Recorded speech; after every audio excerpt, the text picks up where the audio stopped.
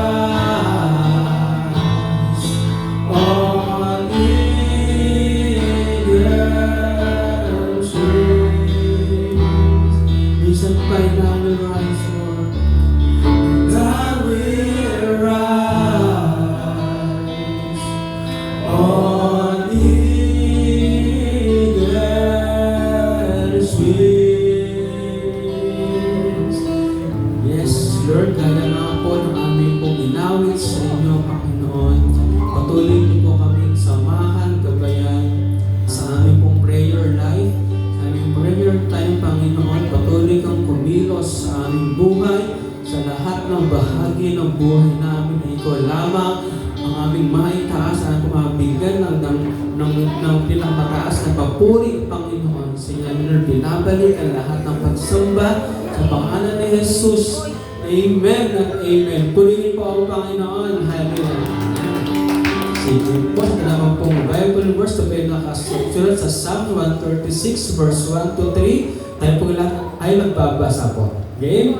Ready? Go! Give thanks to the Lord for He is good. His love endures forever. Give thanks to the God of gods. His love endures forever. Last verse. Give thanks to the Lord of lords. His love endures forever. Purihin po, Panginoon, sa umagang ito. Wala kang iba, Panginoon, sa buhay namin, Panginoon. Ikaw lamang lalaan ko pagsamba, Panginoon. Purihin ka, Lord God. Come on, church. With your best love, ito mo, Panginoon.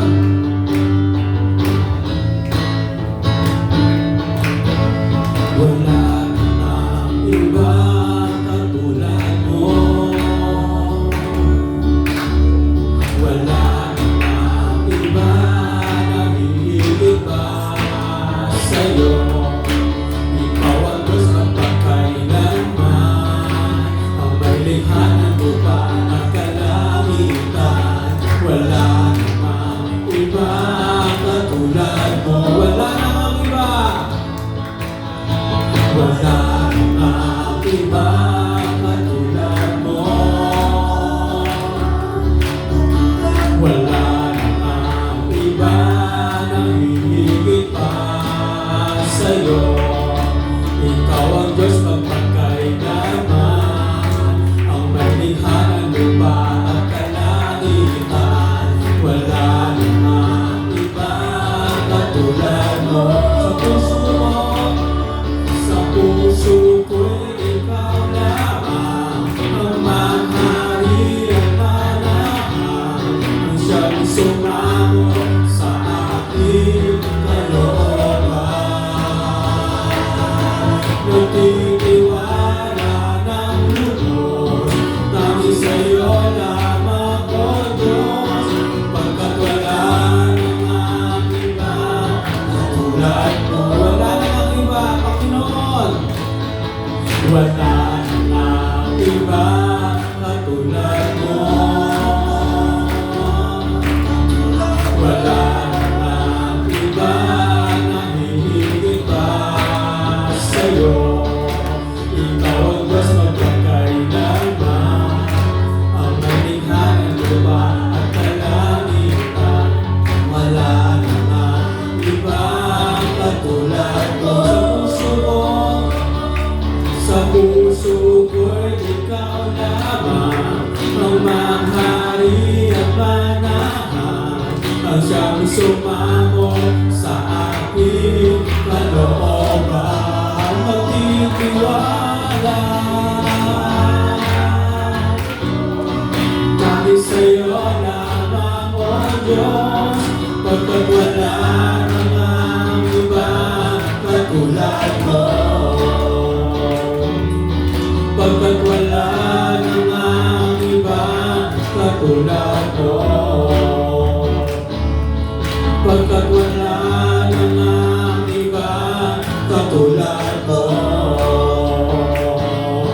Tayo na sa piling niya, sama-samang isigaw ang pangalan ni Jesus. Liwanag niya nagdidinig sa buhay ko. Tayo na sa piling niya, sama-samang isigaw ang pangalan ni Jesus. Liwanag niya nagdidinig sa buhay ko. Todo bigay ang papuri, todo bigay sama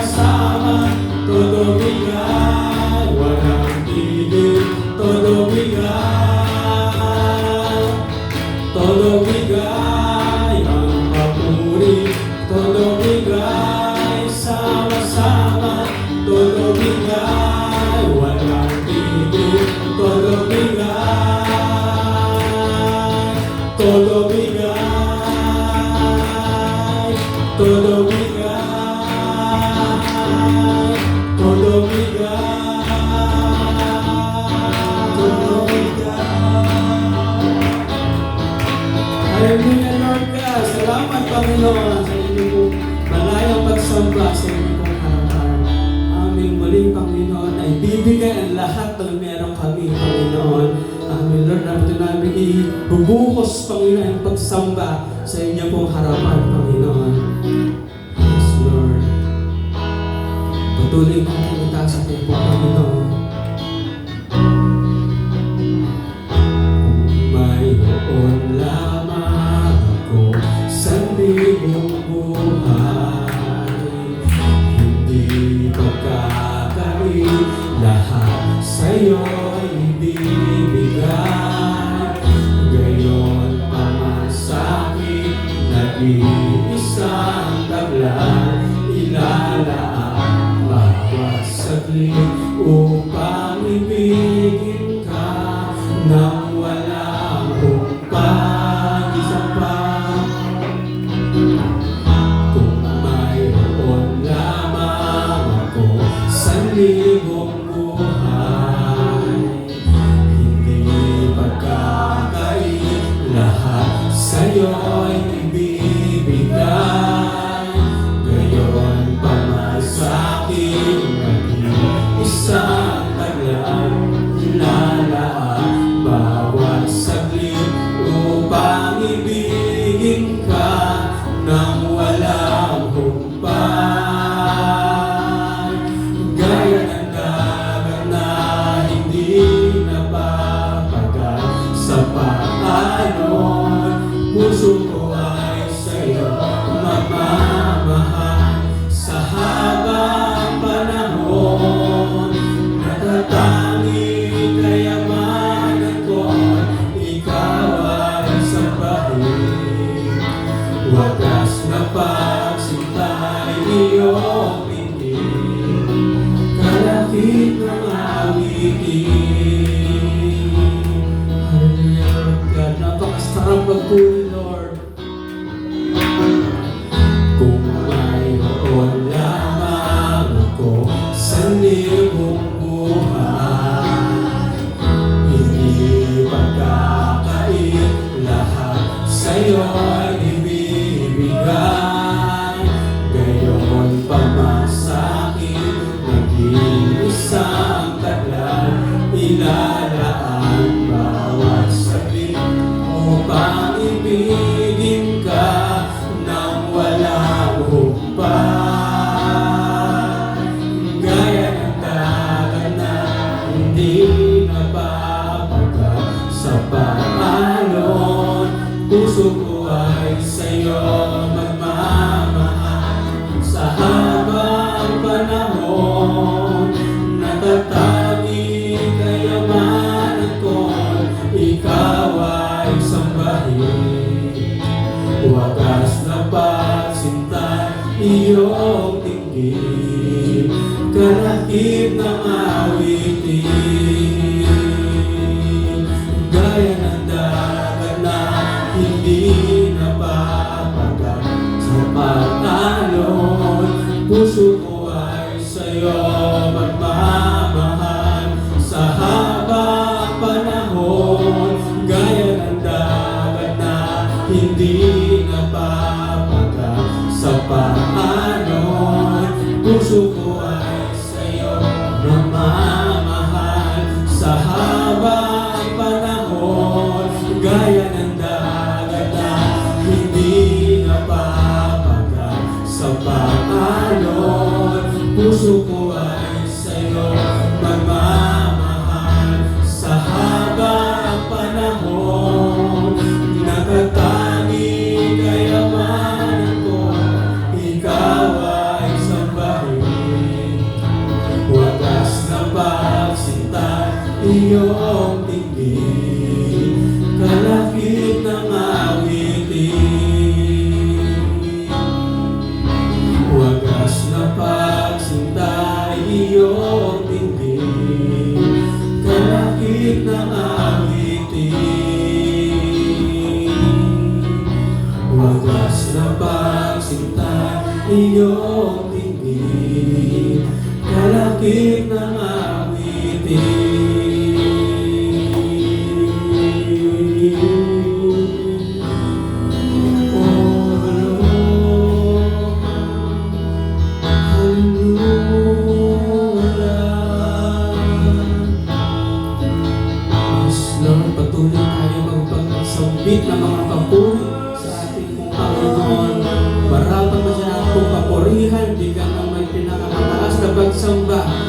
Hallelujah, Lord God. We worship your name, Panginoon. Let the Holy Spirit fill this place, Panginoon. Cover this church building, Panginoon, sa bawat sulok, Panginoon. Wala po anumang gawa ng kaaway ang mga kapasok dito, Panginoon. Ikaw lang ang aming isataas, pupurihin, sasambangin, Panginoon. Yes, Lord. Salamat, Panginoon. Patuloy niyo pong pagkilos sa buhay namin, Panginoon. Gaya ng dati, Lord God. Gaya ng dati na hindi napapagal sa pag-alon. Puso ko ay sa'yo magmamahal sa habang panahon. Natatanging kayamanan ko, ikaw ay sambahin. Wagas na pagsintay, iyong dinggin, kalakip ng awitin. Wagas na pagsintay, iyong dinggin, kalakip ng awitin. Wagas na pagsintay, iyong dinggin, kalakip ng awitin. Sa inyo po namin binabalik ang lahat ng papuri, pagsamba, pagdawalhati sa pangalan ni Jesus. Amen.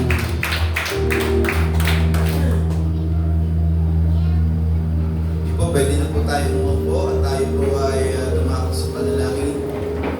Panginoon, sa umaga po ito, kami po ay nagpupuri, nagpapasalamat. Salamat, Lord. Dahil itong araw na ito ay araw ng pagsamba, hindi po para sa anumang bagay. Tinakda ang araw na ito upang patuloy ka naming sambahin. Dahil kami ay iyong nilikha, upang ikaw ay malhatiin, pupurihan, sambahin sa bawat araw ng aming buhay. Lord, sa umaga po ito, patuloy po namin papupuri ng iyong pangalan sa pamamagitan ng mga pasasalamat. Sa umaga po ito, maraming pong salamat sa mga kapatid po namin na nagdaos ng kanilang kaarawan. Patuloy mo pong pagpalain ang kanilang buhay kung paano mo po sila sinamahan ng mga nakaraang taon ng kanilang buhay. Ay muli ang iyong pagsama, ang iyong pagsubaybay, ang iyong pagkalingan, ang iyong pangunguna, maranasan po muna nila. Pagpalain mo po ang kanilang buhay at patuloy mo pong palaguin ang kanilang pananampalataya. Salamat din, Panginoon, sa mga kapatid po namin na nagdaos ng kanilang pong anibersaryo ng kasal. Kung meron man po, Panginoon, ang bigis ng pag-ibig na nagmumula po sa iyo ay manatili po sa kanila. Maging matatag, Panginoon, ang kanilang pagsasama. Sa anumang pagsubok, sa anumang problema, sa anumang karanasan, itinadalangin ko po, Panginoon, na pagpalain mo po sila. Patuloy patatagin, Lord, sa kabila ng mga pagsubok, lalo pang mas maging malalim ang kanilang pag-ibig sa isa't isa. Pagpalain mo po ang kanilang pagsasama, pagpalain mo po ang kanilang buhay. Maraming salamat din, Panginoon, sa mga panalangin na, Lord, aming hiniling, na binigyan mo po ng katugunan. Salamat sa iyong mga pangako na aming pinangahawakan na sino mang tatawag sa iyong pangalan ay hindi mabibigo. Lord, sa umaga po ito, kalakip ng mga pasasalamat ay ang mga kahilingang aming itinataas. Lord, kung meron mang kahilingan sa umaga po ito patungkol sa kanila pong buhay pananampalataya, nang nais nila ay patuloy kang makilala at lumago sa paglilingkod po sa iyo. Lumadalangin po, Panginoon, magpakahayag ka po sa kanila sa pamamagitan ng iyong salita. Patuloy po nilang pag-aralan, alamin, Lord, sapagkat sa iyong mga salita ay doon po na nahahayag, doon po namin nauunawaan kung sino ka, kung ano ang iyong katangian, at kung ano ang iyong ginawa. Nahahayag po doon ang iyong pag-ibig, nahahayag po doon ang iyong kadakilaan, nahahayag sa iyong salita ang iyong kapangyarihan. Kung kaya, Panginoon, patuloy na bigyan mo po ng sigasig ng aking mga kapatid sa pagpupulay-pulay, sa pagdidevotion, Lord, pananalangin, pagdalo sa iyo po mga gawain.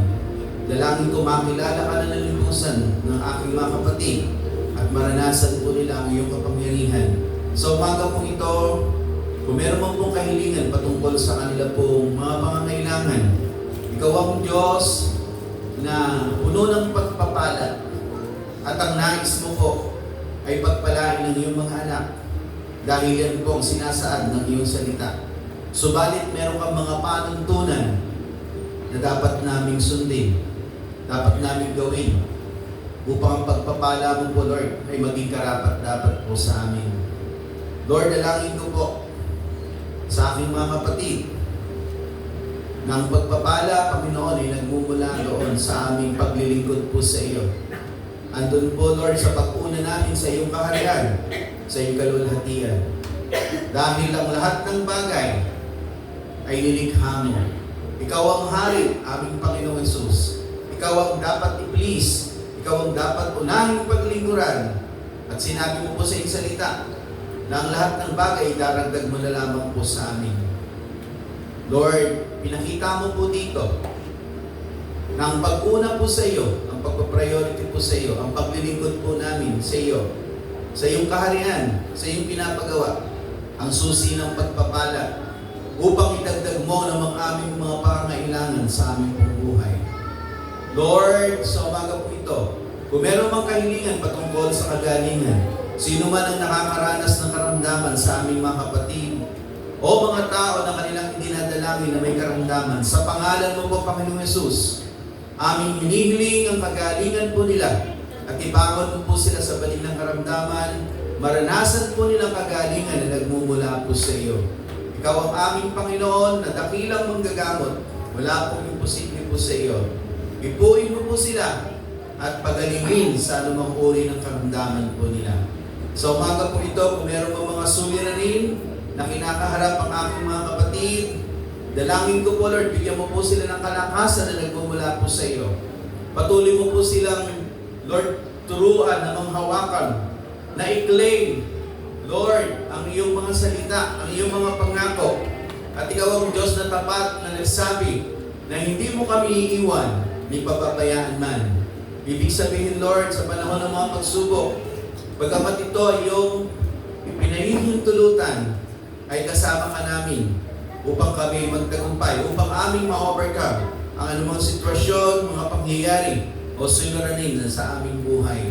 Sa umaga po ito, Lord, dalangin ko po ang kapayapaan nilagay mo po sa aming puso.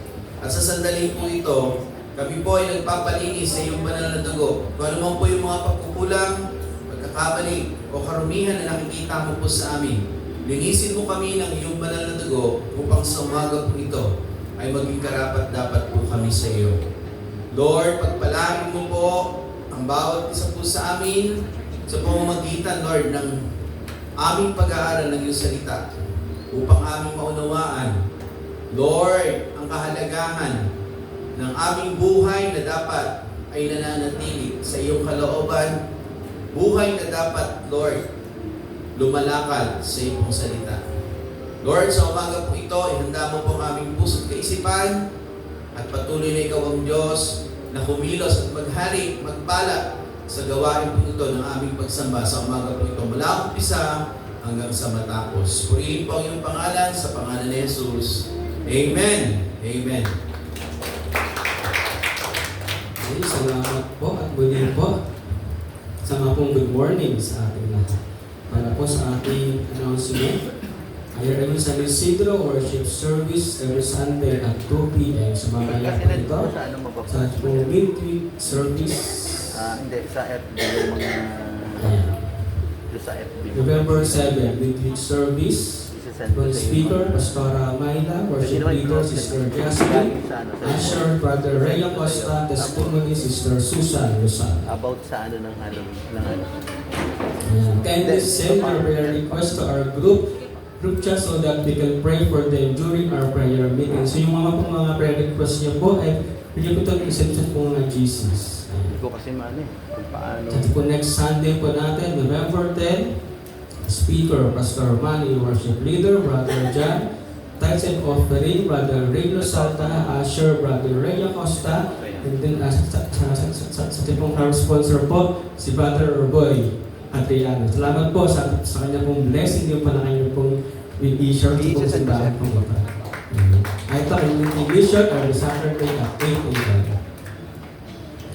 Ito nga po yung sulong 9, kung yung kanila pong tema is Keep the Fire Burning in Prayer. Ito po ay sa natin pong Sabado na po, November 9, kanya pong oras ay 8 to 12. Ito po ay sa church po na IRM Malanday.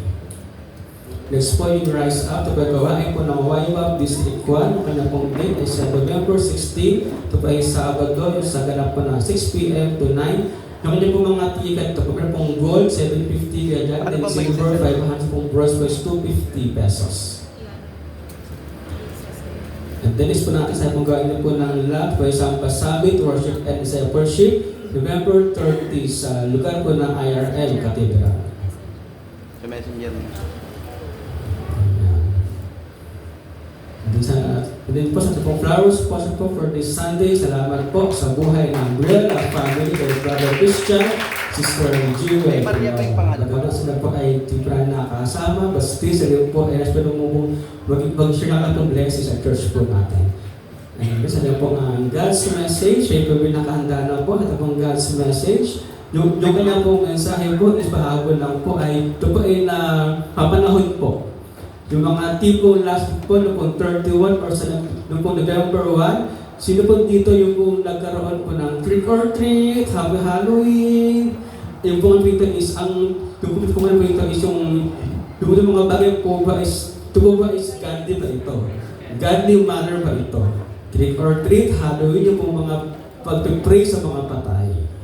Sige po, sa pong naman, sa pong message po ni Pastor Manny Castro. Pwede po ang Panginoon sa buhay ko niya.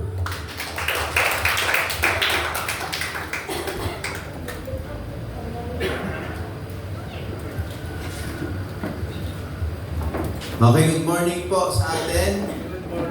Ayan, so sa umaga po ito, salamat po, tayo po ay narito. Actually, katatapos lang po nung ating pong November 1. Di ba? Ito yung birthday po ng kuya ko po yun November 1. So marami nagse-celebrate doon sa kanyang birthday. Ano po? So, sa umaga po ito, patuloy po tayong mag-aaral. Ano ba yung mga activity po na ito? Kasi alam niyo po, madalas kahit daw tayo mga Kristiyano, minsan di natin alam kung yung ginagawa natin, basta na lang tayo nakikigaya. So mas maganda po na naiintindihan natin yung mga bagay na ginagawa po natin. Tanong ko lang, asa si Pastor? Na ano ba yung video? So mamaya may papanoorin po tayong video. Na siya po ay, okay, meron pa pong nagbubukas. Mamaya ka na magbukas. Relax lang. Okay. So, papanoorin po natin video. Siya po ay dating satanista. Okay, ulitin ko satanista po na naging pastor. So, mamaya po papanoorin natin yung interview po sa kanya na tinutukoy niya ron kung bakit hindi natin dapat gawin o makisang-ayon doon sa celebration o festival ng Halloween. Parang ano po yata ng pakibawas mo lang yung hello. Ayan, okay. So, yun po na mamaya iaano po natin, titignan po natin. Dahil ito po ay napapanahon kasi alam niyo po, ang dami ko pong batang nakikita nung November 1. Nakasalubong ko, may mga balot ng yung mami pie, tapos may mga mukhang bruha, yung talaga may mga, tapos may daladalang yung parang pumpkin na na basket. Okay, so nag-ano sila trick or treat daw. Okay, so tradisyon na akala natin parang okay lang, pero ano ba yung saan ba nang galing to? Ano po? So, pagdating po nung Halloween party, makikita naman po natin, di ba, para ka nasa impyerno, di ba? Okay, kulang na lang ng apoy. Kasi bakit? Ano yung mga costume? Okay. So, ayan, meron yata picture ng mga costume na naglagay ka. Tignan po natin mga costume. Sino yung nag-costume ng ganito? Okay, yan. Ayan, naghang. Ayan. Okay, so, mga bata pa po ito, no? Tignan niyo po yung mga costume po nila. Okay. So, pagka titignan ng iba, parang, ay, ang cute nila. Pero anong klase yung suot po nila? Yung una, ano yung suot niya? Witch. Okay. Ano ba yung sabihin ng witch? Mangkukulam. Diba? Tapos yung sumunod, ang suot niya yung kalansay. No? Sabihin, patay, ano yan? Patay. Yung isa, witch din. Pero yung gitna, yung nakapula, ano po suot niya? Okay. So, ano yan? Mga bata. Ay, mga bata, tanungin ko, ano yung suot niya? Angel ba? Ano siya? Ano suot niya, mga bata? Nagsuot siguro kayo ng ganyan, no? Ano suot niya? Di ba, may sungay? Actually, kung titignan po natin, yung demonyo naman, hindi naman talaga ganyan yung image. Pero particularly, we understand na kapag ganyan ang suot, yung description, alam natin kung sino ang tinutukoy. Then yung isa, ganun din. Ano yung isa? Kalansay, tsaka isang witch. So, yan yung mga costume na sinusuot. Yun na ba yan, ha? Okay. So, kung meron pa ba? Okay, kung wala na, salamat dun sa pinakita mo. So, ito yung tradisyon. Ano? Yung mga bata, pinagsusuot ng ganito at pupunta sa mga bahay. Di ba? Ang sabihin ng bata, ano sinasabi ng mga bata? Trick or? Trick. Ano ba yung trick? Pag sinabing trick, ano gagawin? Gugulatin. Okay, pagka trick, hindi siya gugulatin, magbibigay ng candy. Okay, naghihintay nga ako rito, may pumunte. Ako yung magugulat sa inyo. Okay, so ito yung tradition makikita po natin mga kapatid na laganap po ito sa Pilipinas, no? Pero, ine-enjoy ng tao, pero hindi natin alam na i-communicate natin doon sa mga bata yung maling sistema. Sandali lang po, hindi ako on sa microphone ko.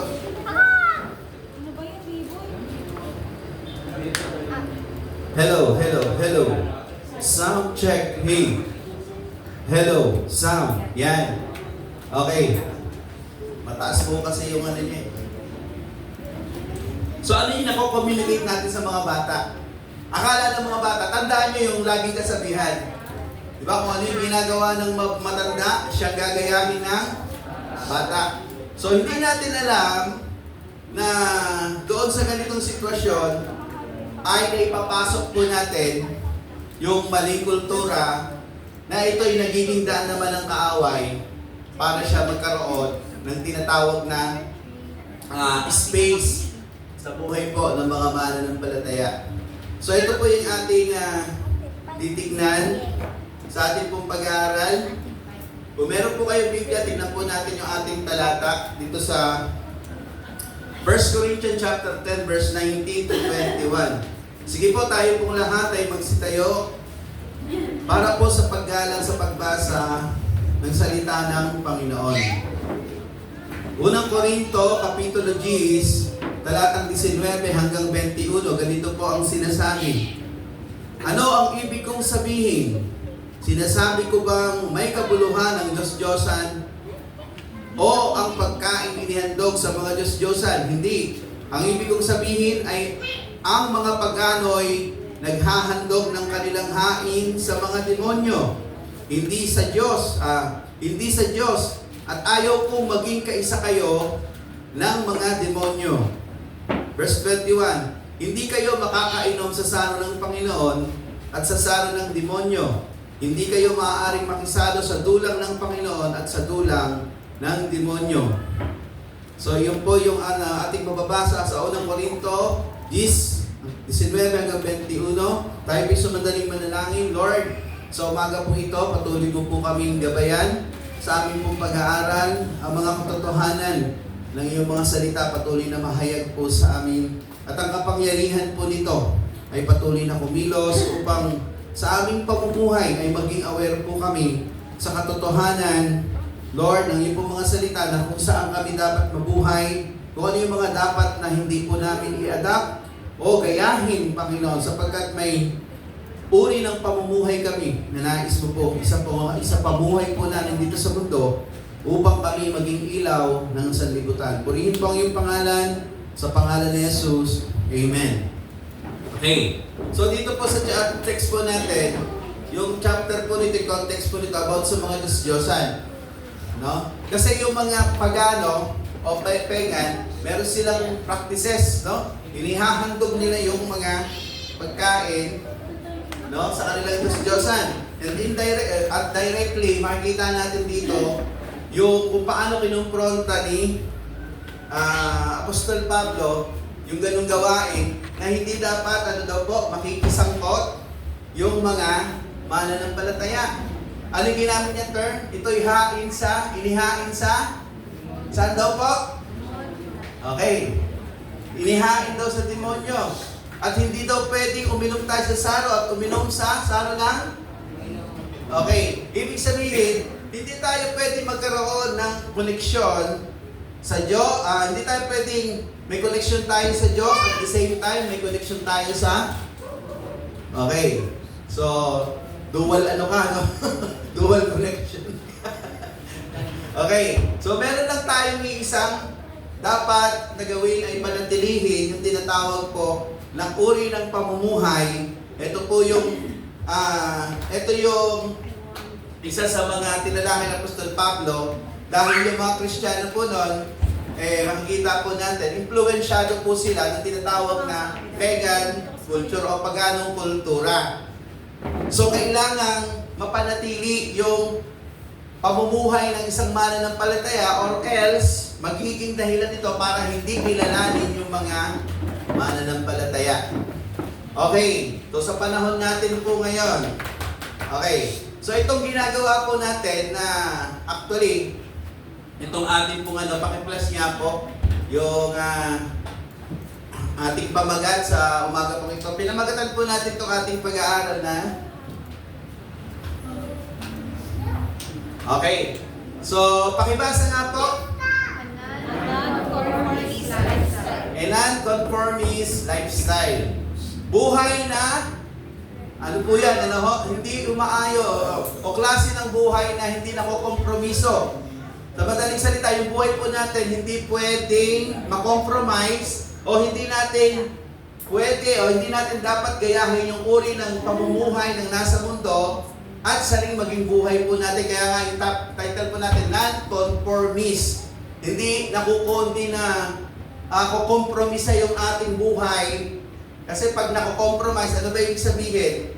Yung buhay natin, naglilingkod tayo kay Lord. At the same time, yung kalahating sistema ng ating buhay ay kontrolado ng mundong ating ginagalawan. Ano ho? So, pakikilik nga po. Sabi niya po rito,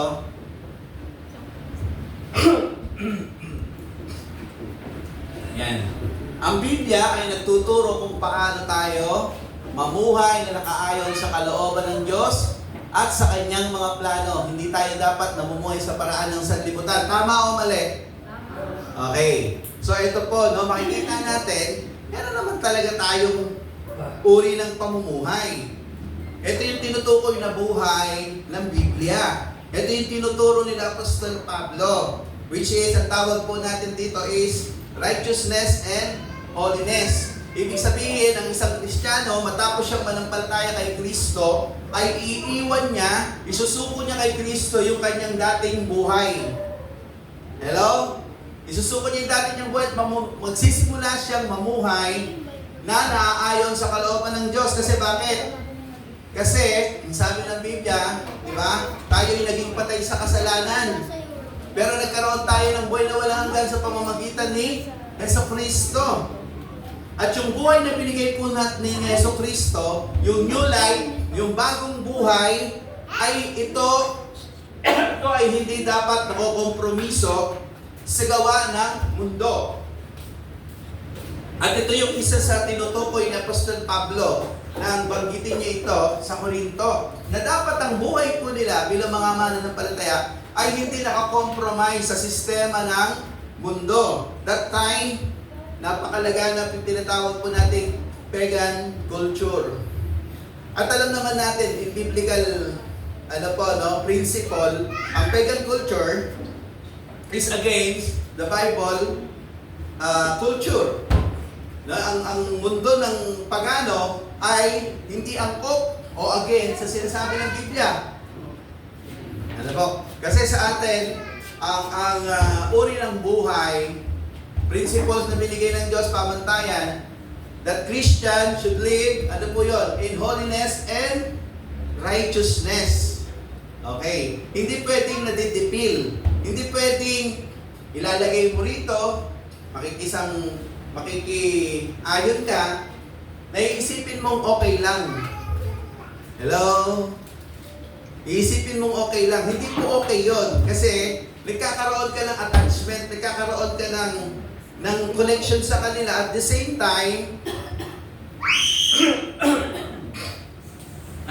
time, yung testimony nawawala. Okay, halimbawa, tayo mga Kristiyano. Diba, ito yung practices po ngayon. Merong mga Halloween. Yung pag-aalala po sa patay, hindi naman po masama yun. Alalahanin mo yung namatay. Diba? Pero, isa sa masama doon, pag nanalangin ka pa sa patay. Okay, di ba may ganun po panalangin sa patay? Meron pa nga tumatawag sa patay. Di ba? Okay. So, yun po yung mga hindi tama. May sabi niya dyan, ang November 1 ay isang kultura na ipinagdiriwang ng mga Pilipino bilang pag-aalala sa ating mga yumao man sa buhay. So, wala pong masama dyan. Alalahanin mo. Kasi, kaya mo inaalala, bakit? Kasi mahal mo sila, importante sila. Bagamat wala na sila, yung kanilang alaala ay sariwa pa rin sa atin. At bilang pagpapahalaga sa kanila, kahit sila ay wala na, buto na lang yon or naging abo na, minsan nga tinanggal na sa cemetery. Okay, dahil wala na binabayad. Diba? Yung mga nakaraang balita. Pero inaalala natin sila. Na bilang ating mga mahal sa buhay, nag-aalay ng bulaklak. Ano po? Subalit sabi niya, kasabay nito ay ang pagdiriwang ng Halloween. Ayan, mga bata. Yung mga bata hindi kumipi po. Mukhang nag-trick or treat tong mga to. Okay, hindi, siyempre hindi naman nila alam. Ano, maganda may mga bata rito para kahit pa paano intindihan nila. Naipasa. Okay, hindi po yan batas, no? Naipasa po yan, hindi naipasa. Magkaiba kasi naipasa sa naipasa. Okay. So, naipasa sa atin ng ibang bansa, naniyakap na rin ng mga Pilipino. Ano nga ba talaga ang mga katotohanan sa likod ng Halloween Festival? Ano ang pinagmulan nito? Okay. So, titignan po natin. Pwede siyang pwede i-click. Okay, yan. Very good. Malaki. So, basahin ko lang po dito. Hindi ko na po maano. Hindi ko po alam kung paano ano po dito. Hindi lang po Lotek kasi masyado yung cellphone.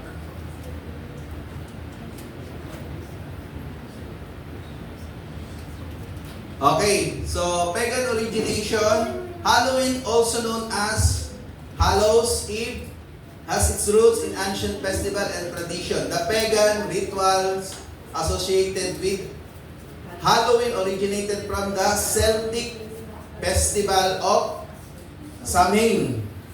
Okay, pronounced Samhain or Samhain, which marked the end of the harvest season and the beginning of winter. So Samhain origin.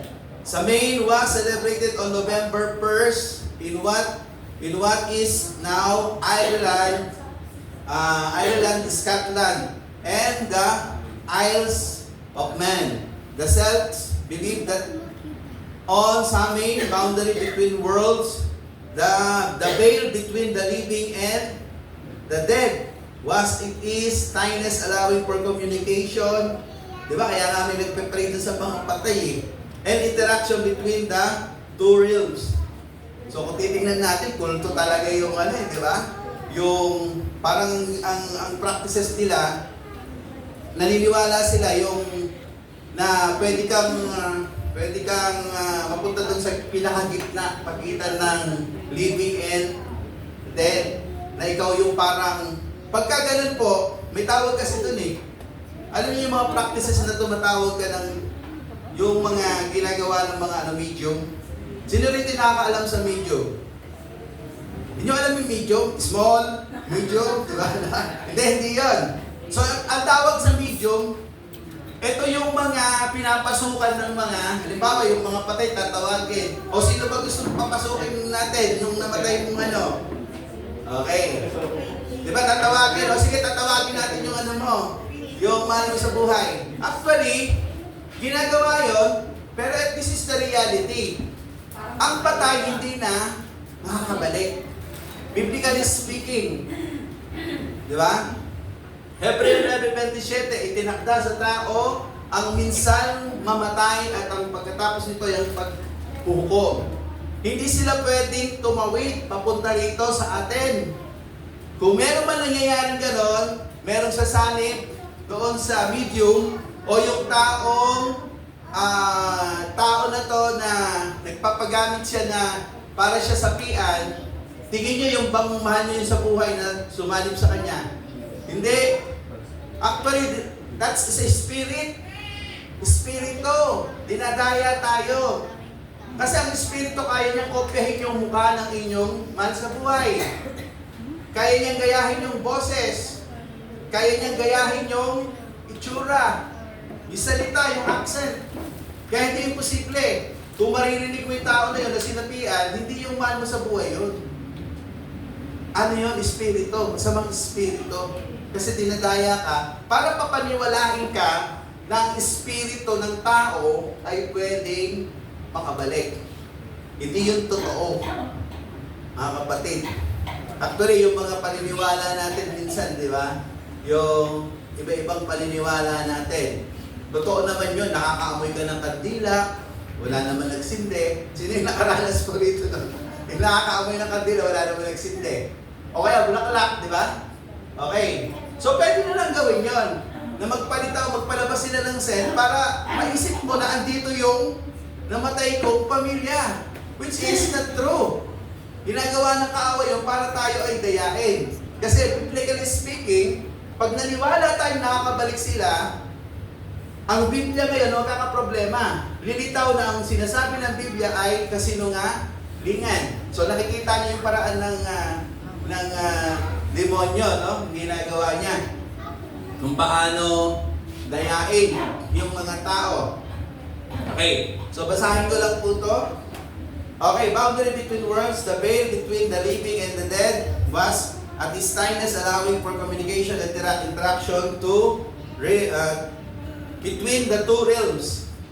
Okay. Yung real realms, yung kasalukuyan na andito tayo, tsaka yung kabilang buhay. Harvest and death.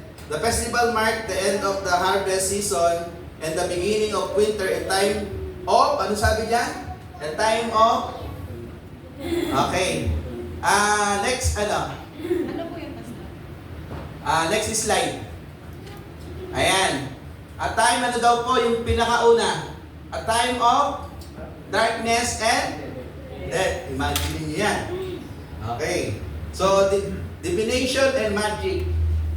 Ang sabi niyan, pakibasa niyo nga po. Samhain was considered a time of heightened spiritual power. Ideal for divination, prophecy, and... Okay. So, it comes from the ritual ng Samhain, no? Yung mga Samhain. Hindi sa amin, ha? Samhain. Okay. So, galing dyan yung kultura na yan. Okay. So, pagan rituals. During sa amin, the cells practice various ritual including bonfire, yung ginagawa, lighting bonfire to warm off spirits and provide warmth. Ang ginagawa daw nila, nagbo-bonfire sila para mapainit daw nila yung mga spirito. At sila din mainitan. Costume and disguises, wearing animal skins and head to disguise themselves as spirit. Kasi ganito po, kaya daw nagsusot sila ng actually iba-iba yung costume eh. Particularly yung mga gumagawa ng rituals, meron silang costume. Either ano man yan, puti man yan, or black, or any color. Pero nakabalot sila, tapos meron lang silang nakalitaw na parte. Yung pinapakita dun sa Halloween, actually costume yun eh. Ginagawa pala nila yun para ma-attract nila yung mga spirit. Para isipin daw ng espiritu na kaisa nila yung mga naka-costume habang ginagawa nila yung rituals. Mga bata, gusto nyo pa bang gawin to? Okay. So this guys, divination games, playing games such as reading the ashes of bonfire. So meron pang talagang sorcerer, no? Yung ano bang tawag dito? Yung mga nanonood na babaylan. Alam niyo yung babaylan? Diba? Yung sa yung sino nanonood dito ng Jumong? Diba? Yung babaylan, yun yung nagsasabi ng kung ano yung mga gagawin nila. No? Parang kumakausap ng mga nagsasabi ng fortune teller. Okay. Food and drink offering. Living offering of food and drink for the spirits of dead. Ancestor worship, honoring the ancestor and seeking their guidance. Okay, so yan, mga practices na yan. So hindi ko na tatapusin to. Pupunta ako doon sa isa pa. Ito, demonic activity behind the Halloween. Tingnan po natin to. Demonic activity. Yan na ba na? The Association of Demonic. Sige, lipat pa.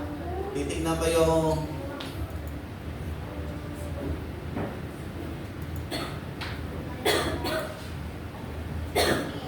okay. Pang ilan? Ayan yun yata. Ancient, dito sa Ancient Celtic and Pagan Belief. Ayan, yan. Hindi na mabababa. Wala na natin. Basahin ko na lang po yung una. The Association of Demonic Activity with Halloween has its roots, various cultural, historical, and religious influence. Ancient Celtic and Pagan belief. In ancient Celtic and Pagan tradition, Halloween sa amin was not directly associated.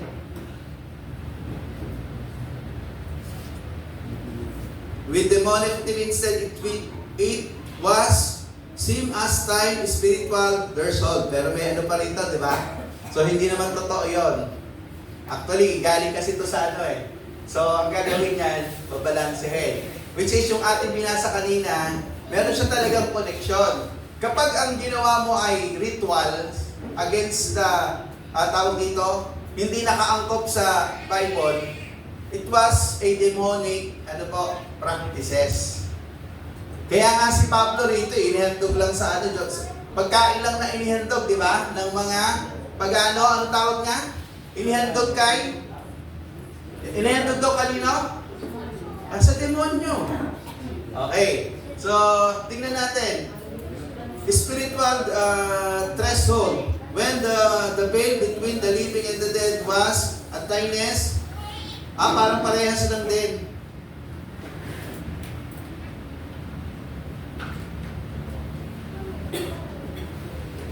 Okay. So, Christian influence and denomination. Pakiano nga doon, tignan natin to. As Christians spread the early Christian church attempt to eliminate pagan tradition to the church. Ano po yung ini-eliminate dapat po natin ng mga Kristiyano noon pa man? Link pagan rituals and Satanism. Associated sa amin with devil, worship, and demonic activity. Emphasize evil spirit, focus on the malevolent aspect of the supernatural. Create a narrative good versus evil. Okay, positioning Christianity as the force against darkness and evil. So dito pinakita yung mga practices. Noong panahon na yon, ang ginagawa ng mga nilalabanan yung mga practices nilang demonic practices. Okay, salamat Tex dun sa ating pong tinignan. So sa madaling salita, ano po, yung practices ng pagan, kasi pagan po to culture eh. Yung Halloween is a pagan culture. Hindi po ito originate po sa atin. Pag nag-research ka, hindi naman to galing sa Pilipinas, galing sa ibang bansa, mga Celtics, no? Mga domain ng mga tao na kanila pinractice pero na-adapt ng bawat bansa. Tapos, ano nangyari? Nung panahon po natin, okay, didevelop na, ginawa ng kultura, pero yung origination is demonic. Ulitin ko po, no? Yung origination ay demonic. Okay. So, yung ginagawa natin, obvious naman talaga pag nagse-celebrate, makikita mo naman yung mga suot. Ganun po ba yung suot sa langit? Hindi naman pang langit yung suot dun. Pang horror yun eh. Di ba? Pang masamang espiritu eh. Kasi ang Halloween ay practices yan ng mga tinignan natin para yung mga espiritu at i-attract nila. Ibig sabihin kapag pala nakikipag-ugnayan ka sa ganito, sa madaling salita, binibigyan mo ng open door yung evil spirit sa iyong buhay. Sabihin natin, Pastor, nakiano lang kami. Hindi kasi once na ikaw ay nakipag-celebrate, nakiisa ka.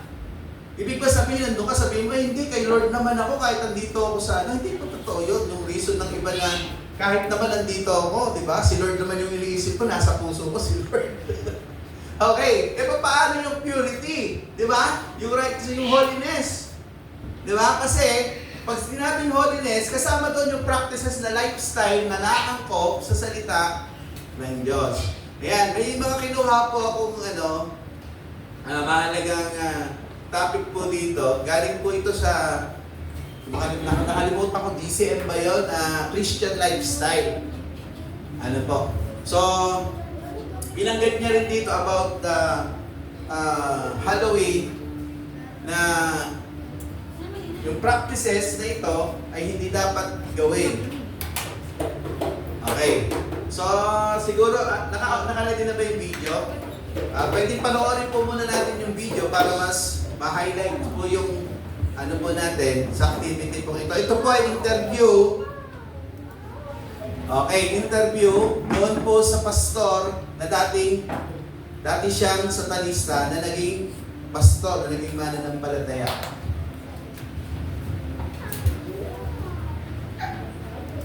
Well, should Christians celebrate Halloween? Some believe it can be taken back like other holidays. But a former Satanist who is now a pastor says no, Christians should not celebrate it. I recently caught it with John Ramirez, and he had a strong warning for believers.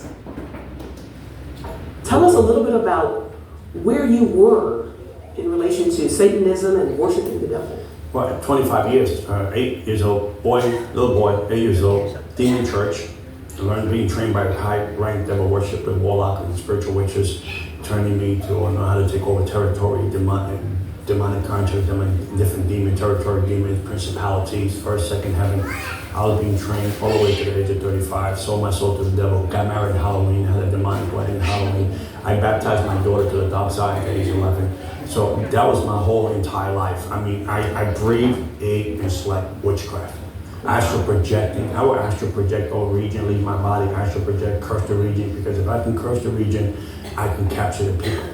Knowing what you came from and what you used to do, you're pretty discouraged that you see Christians celebrating Halloween. Why? I don't know how you can cheat on God. I don't know how you can cheat on the Lord Jesus Christ, because I don't see sickness coming on Good Friday and coming and hanging out with us, right? You know, I come back on Halloween and had a demonic wedding.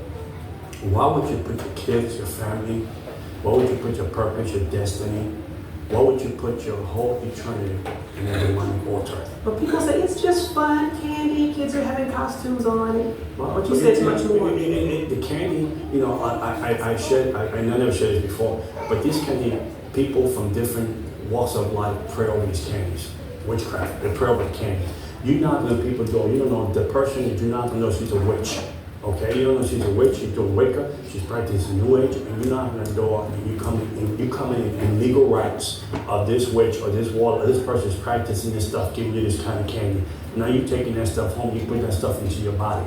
Amen? And on top of that, I'm Tom Levine said, out of his mouth, you know, he was the ruler of the Church of Satan, right? Out of his mouth, he said, I want to thank every Christian parent for allowing their child to celebrate Halloween one time a year, the devil's holiday. And it took Adam and Eve to lose everything because of one mistake. It took Esau one circumstance to lose his birthrights, right? So why would you bring that kind of curse into your house and curse your family from 3 to 4 generations?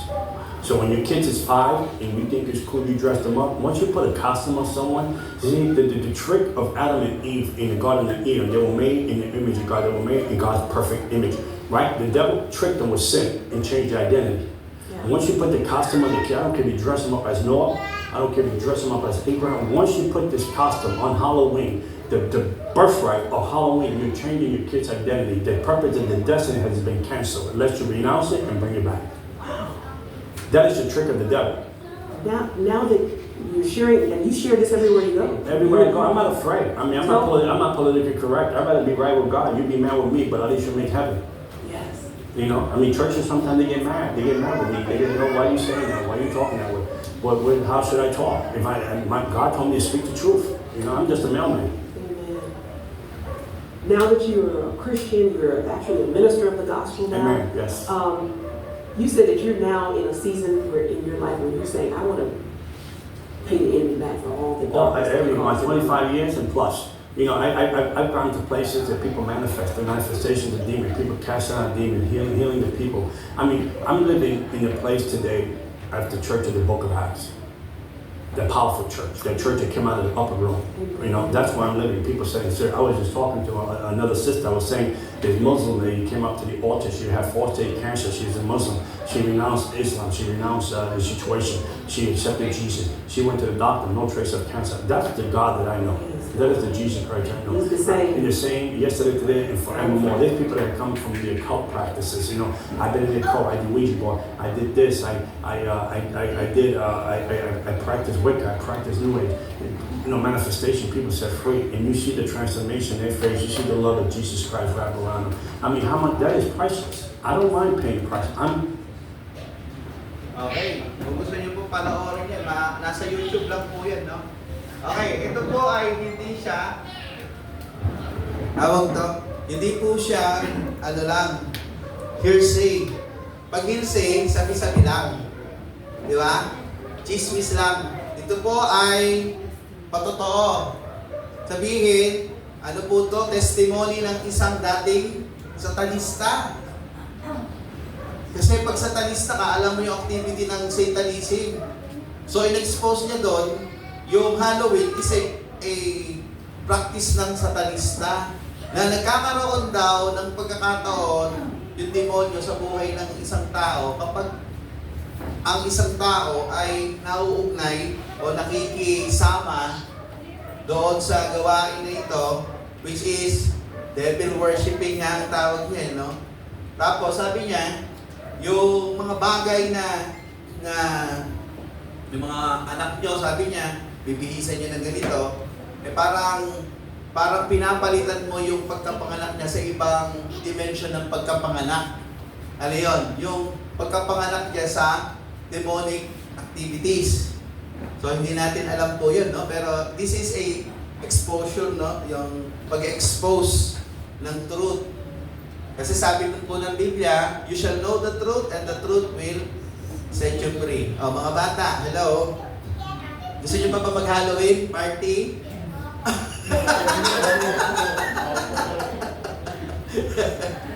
Okay, patay tayo dyan. Okay, So, siyempre ang magulang po mag-explain nito. Kasi ang bata, ang gusto niya lang maging masaya eh. Pero hindi natin alam, yung bata, nadadala mo pala siya sa masamang aktibidad. At the same time, nagiging open door sa kanya para yung para yung kasamaan ay magkaroon ng impluwensya sa kanya. Okay. Pero makikita po natin, ang pamamaraan po ng demonyo ay hindi talagang front. Ang pamamaraan ng demonyo ay nakatago sa tinatawag na kultura, sistema, na doon siya kumikilos kasi yun yung everyday lifestyle ng tao. Sa ating pong mga tao, meron po tayo talagang tradisyon. Kahit sa bansa may tradisyon. So, pumasok siya ron sa tradisyon na yon, inadapt ng mga iba't ibang bansa without knowing na itong practices na ito ay evil practices o demonic practices. Ayan. So, kaya po, bilang mga Kristiyano, hindi pwede tayong makiayon dito. Tama po ba? Kasi pag nakikiayon tayo, parang sinasabi natin okay lang. Dapat, ano yung tawag po sa atin, tinawag ng Biblia, you are the salt and you are the light and salt of this world. Ano ba ibig sabihin ng pagiging liwanag? Ano ba yung ibig sabihin ng pagiging asin? Yung pagiging liwanag, you must be tawag dito, a model, na modelo ka ng pagbabago, na ine-expose mo yung kasamaan sa pamamagitan ng iyong buhay. Eh, paano mo ma-expose yung kasamaan pag sumama ka? Halimbawa, sinamahan mo itong activity na ito, paano mo sila i-correct? Diba? Paano natin sila i-correct? Eh, sasabihin nila nakikijoin ka naman sa amin nag-e-enjoy ka naman Nakita nyo na, yung liwanag mo agad, wala na. Natakpan na ng kadiliman kasi hindi ka tumayo sa kung ano yung tama. Hindi ka naging liwanag. Kung hindi, ilayunan mo yung kadiliman para mas lalong dumilim yung kanilang kaisipan. So may dalawang bagay po tayong tingnan po dito, no? Sa ating pag-aaral, na ito po ay kailangan po natin gawin. Okay, pakiclick yung ating po sa message. First is, pakibasa nga po, stay away from the form of evil. So, hindi na po ako naglagay ng ano dyan, which is verse ang mga nilagay ko. So, siguro po, hindi po natin titignan na lahat to. No? Sulat nyo na lang po yan. So, about po yan doon sa mga kultura noong unang panahon. Tingnan po natin yung Leviticus 26. Titingin lang po tayo ng mga ilang parts po nito. Leviticus chapter 20 verse 6. Madali bang dyan, i-click? Sige, dyan na lang natin tignan kasi mas mabilis po doon. Okay, Leviticus chapter 20 verse 6. Ayan, so, ayan yung maganda sa sa technology. I will set my face against anyone who turns to, ano sabi? Mediums, yung pinagin ko kanina, di ba? And spiritists to prostitute themselves by following them, and I will cut them off from their people. So yan na yung lahat, Tets. Meron pa siyang kasunod? Kaya na po. Ayan lang, yan lang. Okay, so makikita natin dyan, ito yung form ng okay, ng kasamaan. Yung pagiging medium, spiritista, ang tawag po natin dyan pagiging medium.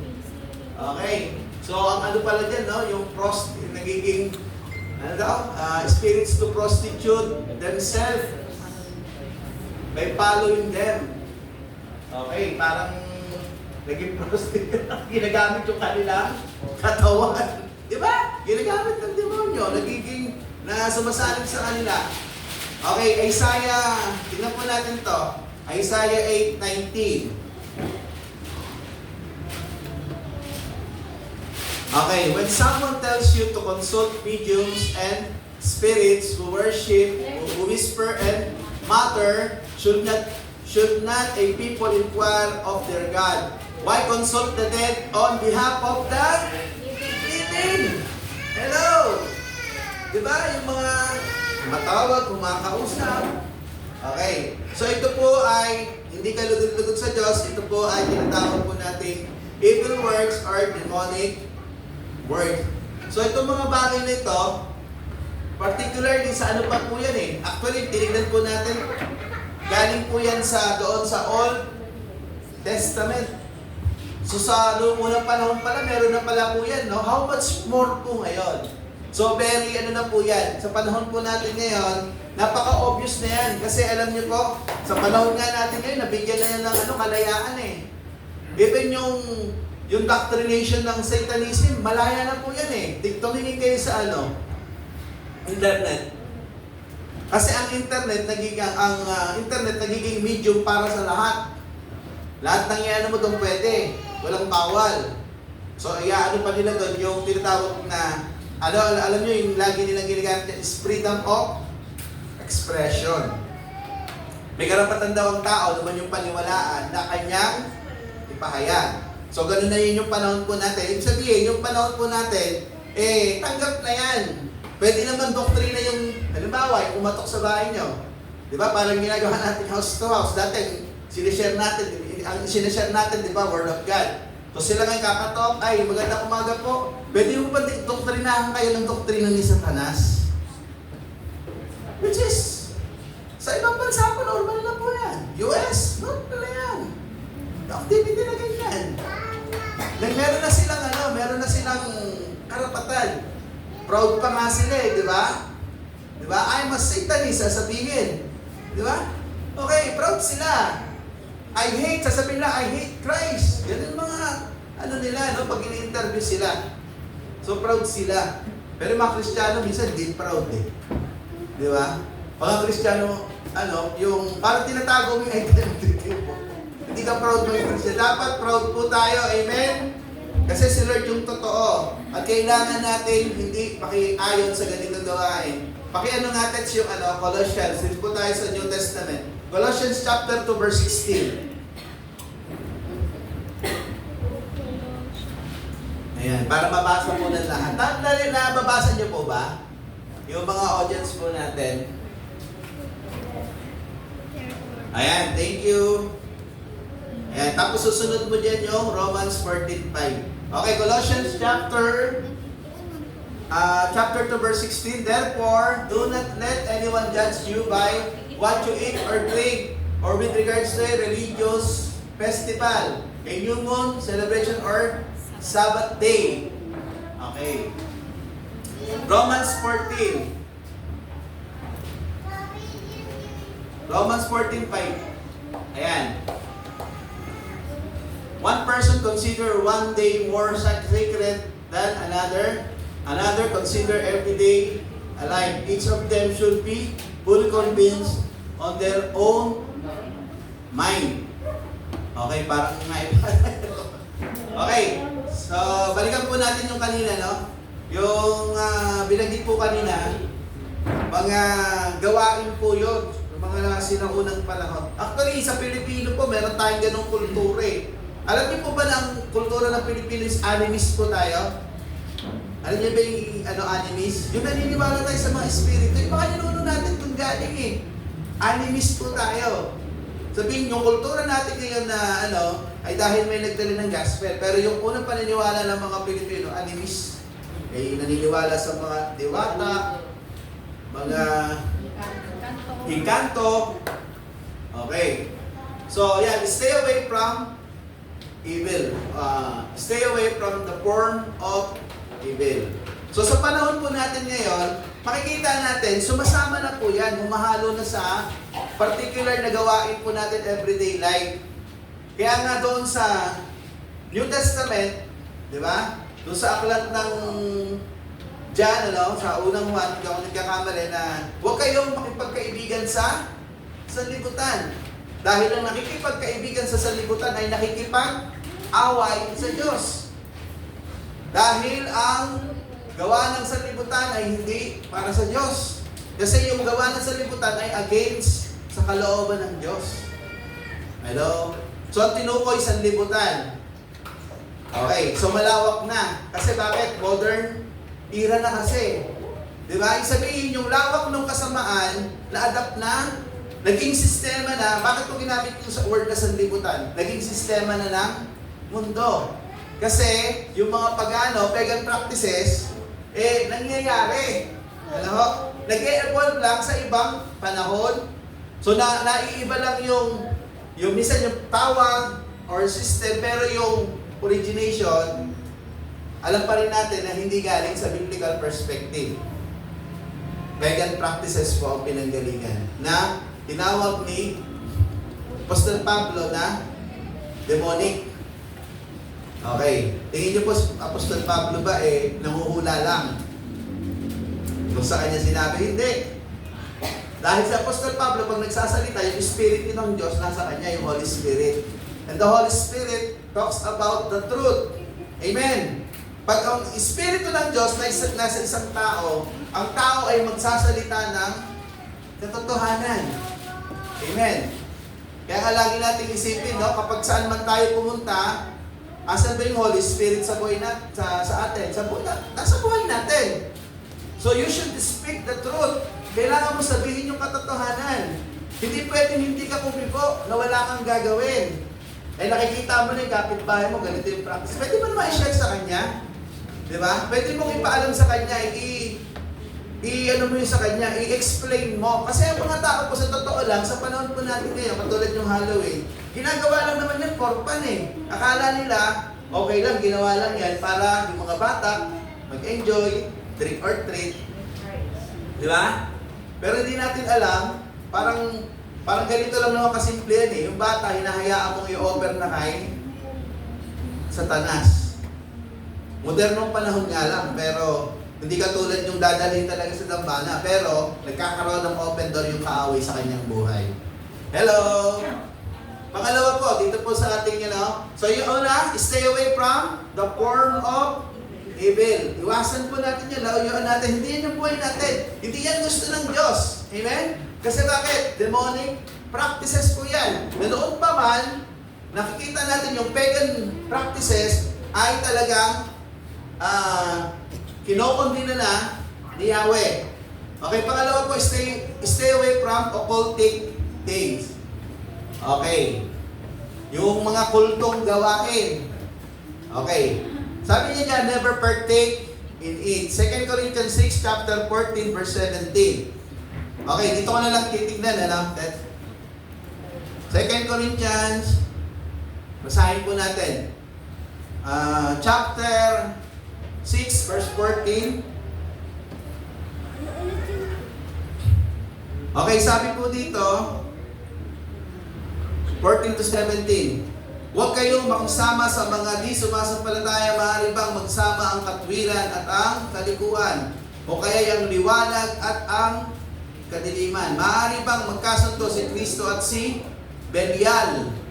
Okay, sino ba si Belial?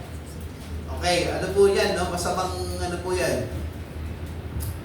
Ano ang kaugnayan ng nananampalataya sa di nananampalataya, ang templo sa Diyos ng Diyos, sa Diyos-Diyosan, ng mga pagano? Tayo ang templo ng Diyos na buhay, na siya rin namang may sabi, mananahan ako at mamumuhay sa piling nila, at ang magiging Diyos nila ay sila'y magiging, at ako ang magiging Diyos nila, at sila'y magiging bayan ko. Okay. So dito makikita po natin, pinakita rito yung pagkakaiba. Pero hindi naman sinabi dito, hindi natin sila magiging kaibigan na kasi kailangan natin silang i-win. Tama po ba? Kasi ito yung utos ng Panginoon. Dali natin sila sa Panginoon. Pero hindi dapat natin gayahin yung uri ng pamumuhay.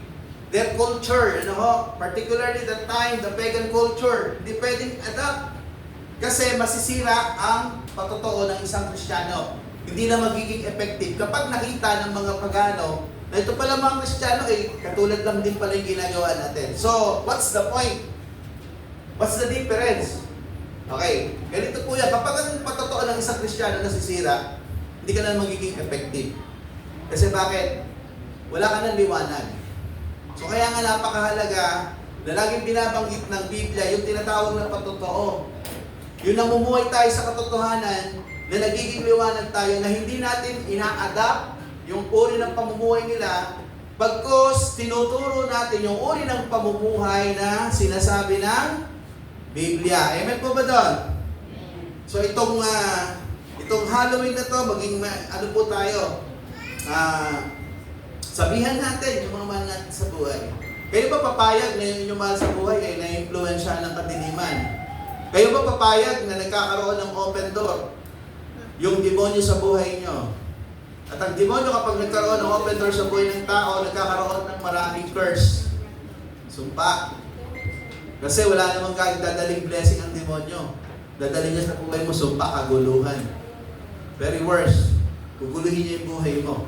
Hindi niya ayusin. Ephesians chapter 4 verse 27. Tingnan nga po natin ito.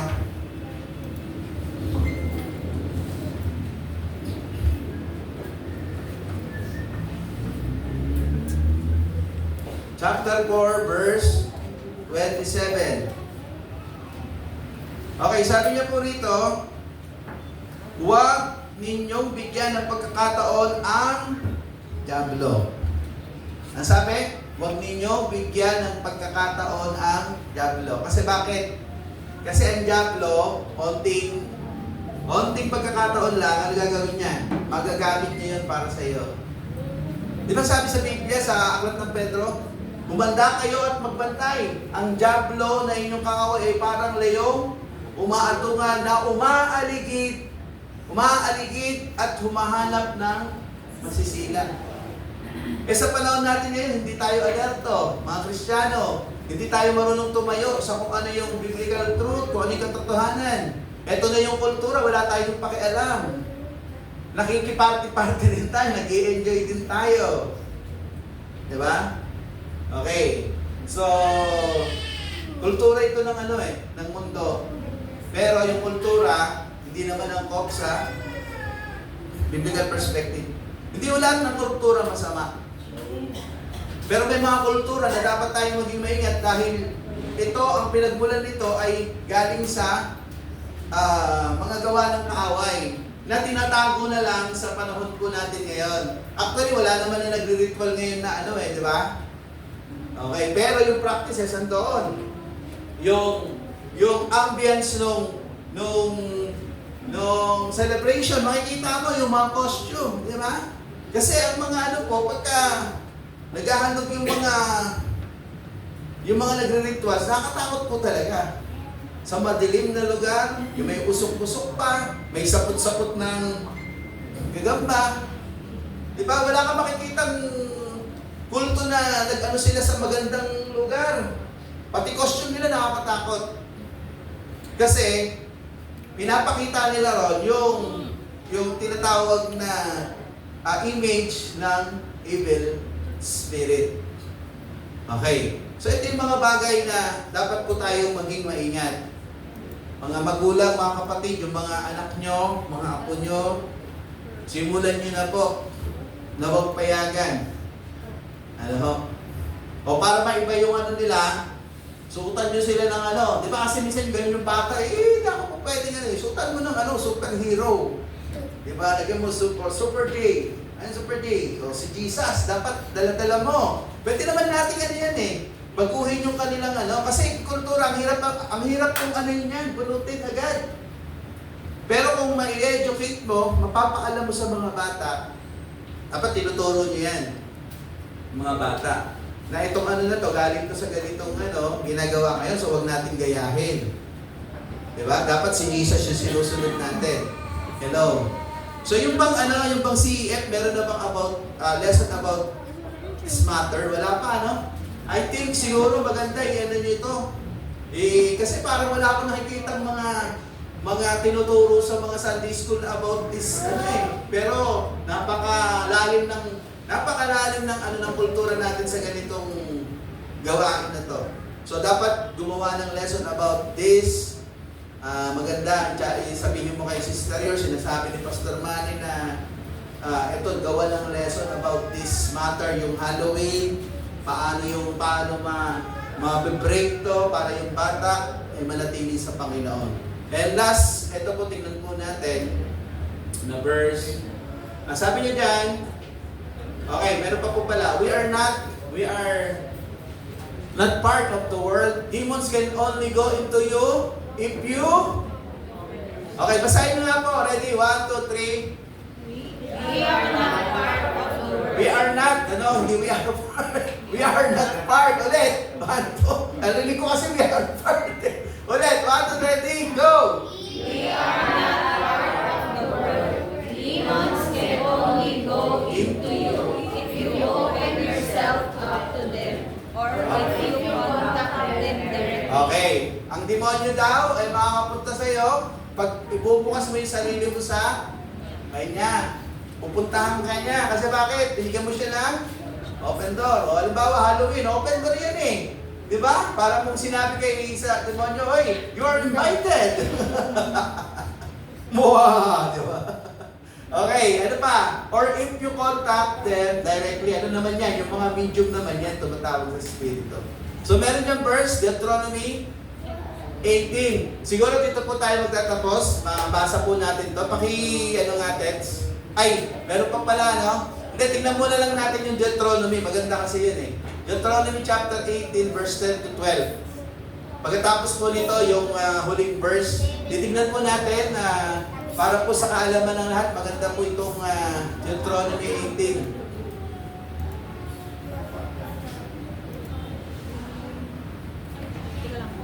Sige, okay lang.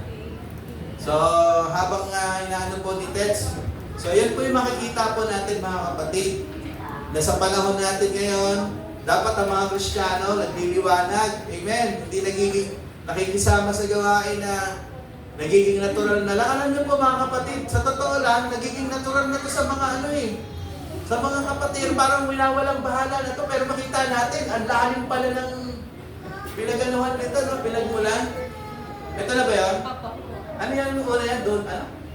Let no one be found among you who sacrifices their son or daughter in the fire, who practices divination or sorcery. Nung pala yun, ginagawa na pala yun, no? Interprets omens, engage in witchcraft, next slide, or cast spells, yung mga sumpa, or who is a medium or spirits or who consult the dead. Meron pa? Anyone who does this thing is detestable to the Lord. Because of these same detestable practices, the Lord your God will drive out those nations before you. Meron pa? Yun na? Okay. So makita natin dyan, no? Doon pa man, ang dami na palang no? Hanggang ngayon po, nag-exist po yan. Kapanoon po natin. Pero ito po yung buhay na gusto ng Panginoon. Ano ba yung dapat maging everyday po, life po natin? Yan. Pakibasa nga po. So, whether you eat or drink, or whatever you do, do everything for the glory of God. 1 Corinthians 10. Ano sabi dyan? So, ano man daw yung ating kinakain o iniinom, o ano man yung ating ginagawa, ano po sabi? Gawin natin ito para sa kapurihan ng Diyos. Ibig sabihin, ano ibig sabihin yan? Lahat ng ating gagawin ay dapat nakaugnay sa kapurihan ng Panginoon. Kung meron mang kultura na hindi makaka-glorify kay Lord, sasama ba tayo o hindi? Hindi dapat. Kasi bakit? Hindi mag-glorify si Lord. Pag Halloween ba, nag-glorify pa si Lord pag sumama tayo? Wala, nalungkot yung mga bata. Okay. So, siyempre hindi matutuwa si Lord. Amen. Kaya yung mga bata, turuan nyo, umpisa nyo nagturuan yung mga bata na sila yung magtuturo sa kapwa nila bata. Amen. I challenge yung mga ano po natin, yung mga CE teachers na i-educate nyo pa yung mga bata about this, ituro nyo sa kanila para sila mismo, alam nila, at sila yung magtuturo sa kanilang kapwa bata. Alam nyo po kasi, mas effective magturo yung kapwa bata kaysa sa mismong matanda eh. Mas naniniwala yung bata sa kapwa niya bata eh, di ba? Okay, so kailangan po natin to at nawa, dito sa ating pag-aaral, nabuksan po yung ating kaisipan na itong Halloween na to, hindi po ito godly culture. It's about demonic practices, origin from sa unang panahon pa ng mga kulto na gumagawa nito na na-adapt sa present time kasi ang demonyo Gusto niyang manatili yung kanyang kontrol sa ating buhay, sa mga bansa, sa mga tao, sa mga bata, sa lahat ng tao. Nawa po tayo mga Kristiyano, maging liwanag po tayo. At tulungan natin silang maunawaan yung katotohanan behind this Halloween festival na ito ay hindi para sa Diyos, kung ito ay gawa ng kaaway. Pagpalain po tayo ng Panginoon. Sige po, tayo po natin tumayo. Tayo manalangin. Lord, salamat po sa umaga pong ito, sa iyong pong mga salita, sa katotohanan ng pag-expose na kung ano yung Halloween, o ano yung origination, ay ito po ay hindi po sa iyo. Ito po ay nag-originate sa demonic practices. Ito po ay pagan practices na hindi po naangkop, hindi po, Lord, tumutugma sa iyong kalooban at sa iyong mga salita. Lord, tulungan mo kami na bilang mga mananampalataya sa panahon po namin, matulungan po namin may paunawa sa aming kapwa yung itong kultura na ito na hindi nakapagdudulot ng kapurihan sa iyo, kundi nagkakaroon ng open door para sa masamang espiritu sa gawa ng kaaway. Tulungan mo kami na tumayo sa katotohanan at maging liwanag po kami. Ma-explain po namin, ma-expose po namin yung mga evil deeds na nagpapanggap na mabuti. Lord, sa pamamagitan ng mga kulturang ito na umi-impluensya sa tao. Hayaan mo po, Lord, na yung wisdom and knowledge pagkaloob po sa iyong mga anak at ipaunawa sa aming kapwa na ito ay hindi dapat gawin sapagkat ito ay hindi para sa iyo kundi gawa ng kadiliman. Salamat po sa katotohanan ng iyong salita na nagpapaunawa po sa amin. Natunay nga, Lord, sinabi ng iyong salita, you shall know the truth, and the truth will set you free. Naunawaan po namin yung katotohanan at pinalaya kami ng katotohanan ito ng Halloween party po nito, Halloween festival, ay hindi po para sa iyo. Kundi ito ay nagbibigay daan upang ang masamang espiritu na gawa ng kadiliman ay maka-impluensya sa bawat tao at gayon din sa mga bata. Salamat po, Lord, sa iyong salita na tunay na liwanag at nagbibigay ng katotohanan po sa amin. Purihin ang iyong pangalan sa pangalan ni Jesus. Amen.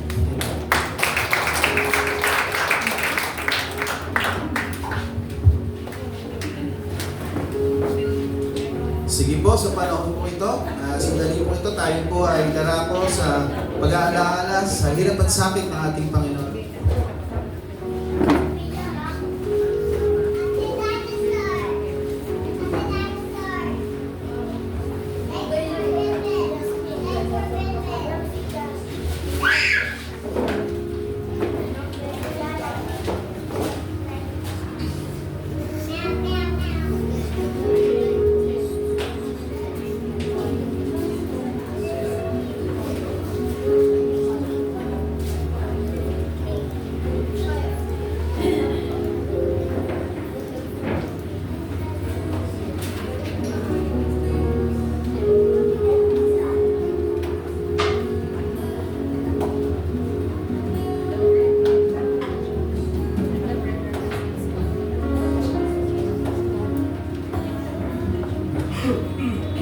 Sige po mga kapatid, sa sandali pong ito, tayo po ay nasa panahon ng pag-aalaala ng hirap at sakit ng ating Panginoon, ng bili ng ating Panginoon.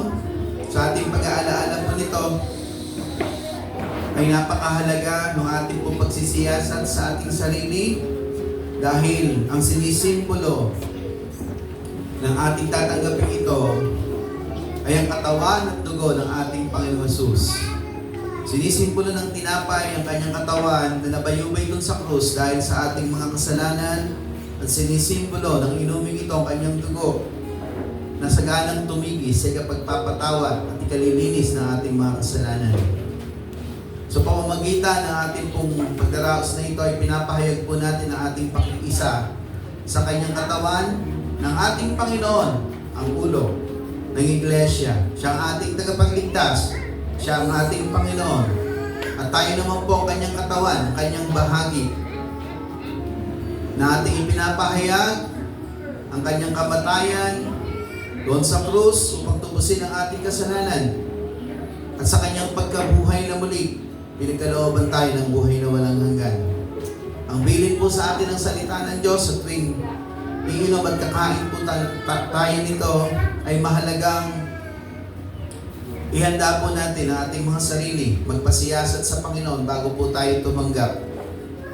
Sa sandali pong ito, kung meron man po tayong mga karumihan, kung meron mang kasalanan, pagkukulang na nagawa, ito po yung panahon na tayo magkaroon ng pagdidili-diling, panalangin personal ng bawat isa sa Panginoon upang manalangin, upang lumapit sa Diyos. Sige po, tayo po ay magkaroon ng ilang sandali ang bawat isa ng katahimikan upang personal na manalangin sa Panginoon at lumapit sa Panginoon.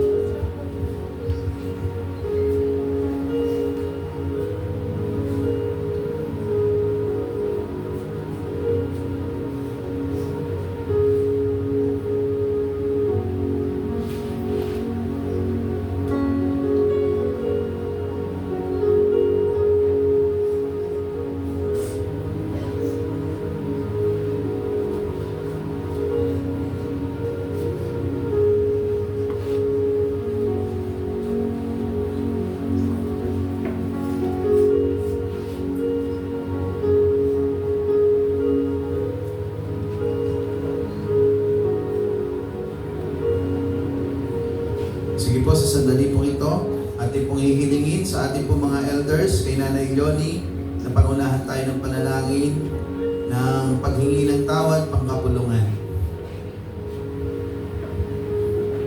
Panginoon, sa mga sandali pong ito, nagpapalinis po kami sa iyong harapan. Ano man po ang aming mga naging kasalanan, pagkukulang, humingi po kami ng tawad, Panginoon. Linisin mo po kami ng iyong banal na dugo at gawin mo po kaming karapat-dapat sa mga oras na ito upang maging karapat-dapat kaming tumanggap ng mga elementong ito na sumisimbolo ng iyong katawan na dugo. Ito po ang aming dalangin sa pangalan ng iyong anak na si Jesus. Amen. Sige po, atin pong iunat ang ating mga kamay at hilingin sa Panginoon ang kanyang pagpapala sa ating pong tatanggapin.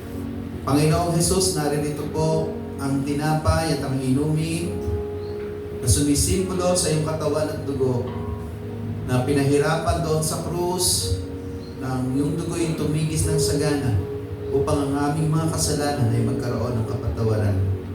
Sa sandali pong ito, Panginoon, inaalala po namin ang iyong ginawa at aming hinihiling, Panginoon, pagpalain mo po kami sa aming pagtanggap. Iyo po nawang ipagkaloob ang kalakasan.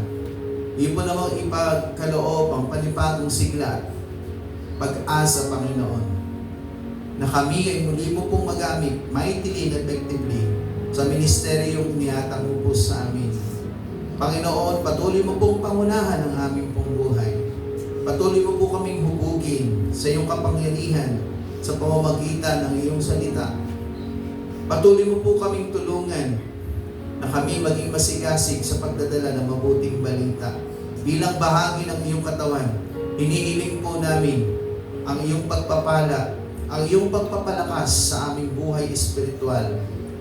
Samahan mo kami, pangunahan mo kami. Pagpalain mo po itong aming tatanggapin sa sandali pong ito, sa pangalan ni Jesus. Amen. Amen. Sige po, atin lang pong ipamigay. Hawakan nyo lang po sandali upang yan yung po kayo guys. Ito po kayo. Nay, ito na lang hawakan. Hawakan nyo lang po muna at sabay-sabay po natin tatanggapin ang tinapay at inumin na atin pong tatanggapin sa umaga po ito.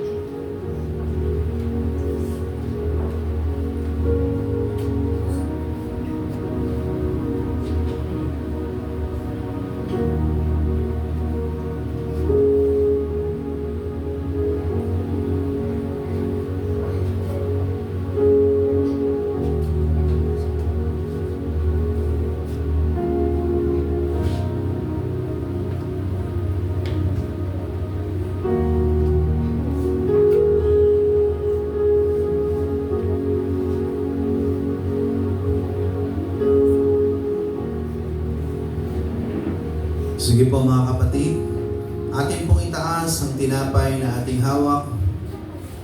Ang tinapay na ating hawak ay sumisimbolo sa katawan ng ating Panginoong Hesus na pinahirapan doon sa krus, nasugatan dahil sa ating mga kasalanan. Sabay-sabay po nating tanggapin.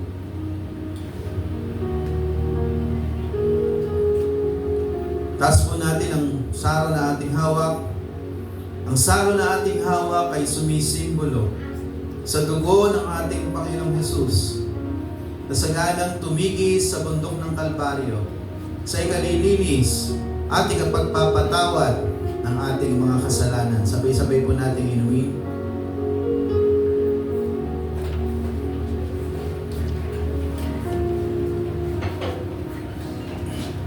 Tayo po ay manalangin. Panginoon, salamat sa iyong biyaya sa aming buhay. Hindi man kami karapat-dapat dahil kami ay makasalanan. Ngunit inibig mo na ialay ang iyong buhay. Ikaw ay namatay para sa amin upang pagbayaran ang aming mga kasalanan, upang kami bigyan ng buhay na walang hanggan. Maraming salamat po sa iyong ginawa.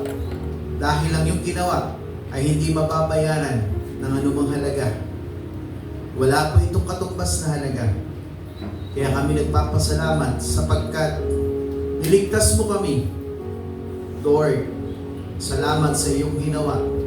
At bilang bahagi ng iyong katawan, aking dinadalangin ang ministeryong inatak mo po sa amin. Lord, kung meron man po nanghihina sa pananampalataya, palakasin mo po, Panginoon. Bigyan mo po ng lakas, panibagong sigla upang muli magpatuloy sa paglilingkod at gawin na may sipag, sigla at kahusayan ang ministeryong inatang mo po sa bawat isa po sa amin. Sapagkat Lord, tinawag mo kami hindi lamang para iligtas, kundi maging bahagi ng iyong katawan na magdadala ng kaligtasan sa iba, magdadala ng mabuting balita upang ang mga tao ay mabuksan sa katotohanan na ikaw ang Panginoon, ikaw ang tagapagligtas, ikaw ang kailangan nila, na sa pamamagitan ng kanilang pagsampalataya sa iyo, pagsuko ng kanilang buhay, ay pagkakalooban mo po sila ng panibagong buhay, pagkakalooban mo po sila ng kaligtasan. Salamat po sa iyong kabutihan, sa iyong pag-ibig, sa iyong pangunguna po sa amin. Purihin ang iyong pangalan. Ang lahat ng anak ng Diyos ay magsabi na, Amen. Amen.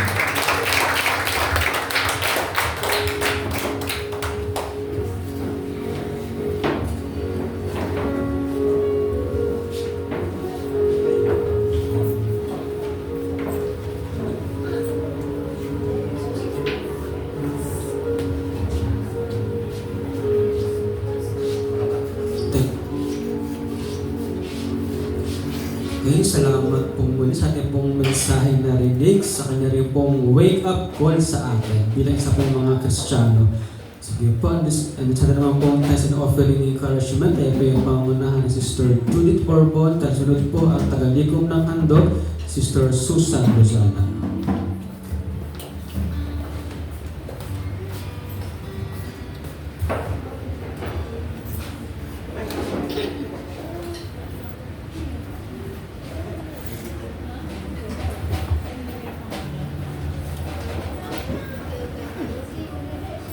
Ang sabi po sa Leviticus 27:30, lahat ng ikapo, maging bunga o binhi ng halaman ay nakatalaga lang kay Yahweh.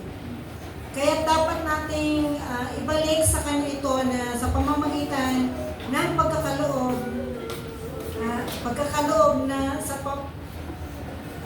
dapat natin ibalik sa pagkakaloob mula sa bahagi ng ating mga pinagkakakitaan upang tayo patuloy na pagpalain ng Diyos. Patuloy lamang na ang lahat ng tinatangkilik natin ay mula sa Diyos.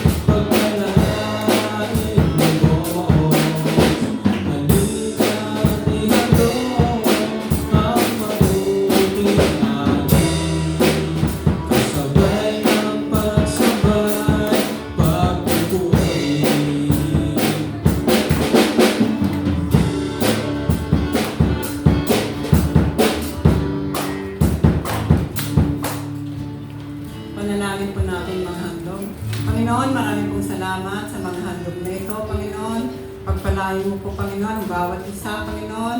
Nawa, Panginoon, ang mga handog na ito ay magamit po namin sa inalanan mo, Panginoon, na yung iglesia dito po sa lugarin ng Montalban.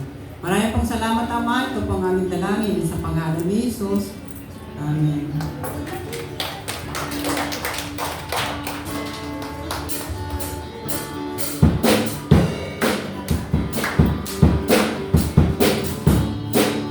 Ito po 5 piso mula sa puso ay ito ay patuloy na pagpalain ng aking simbahan po natin.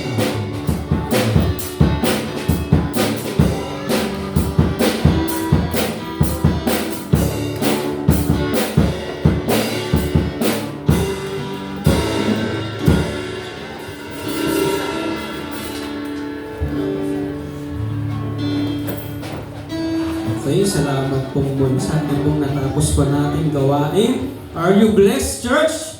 Amen. Hallelujah. Sige po, tayo muli magsitayo para sa ating pong pangwakas po natin awitin, Lord, we lift your name on the highest, Panginoon. Yes, Lord.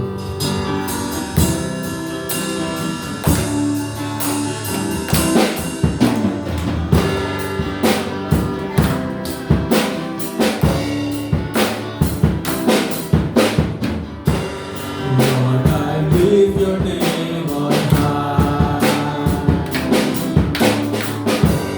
Lord, I love to sing your praises. I'm so glad you're in my life. I'm so glad you came to save us.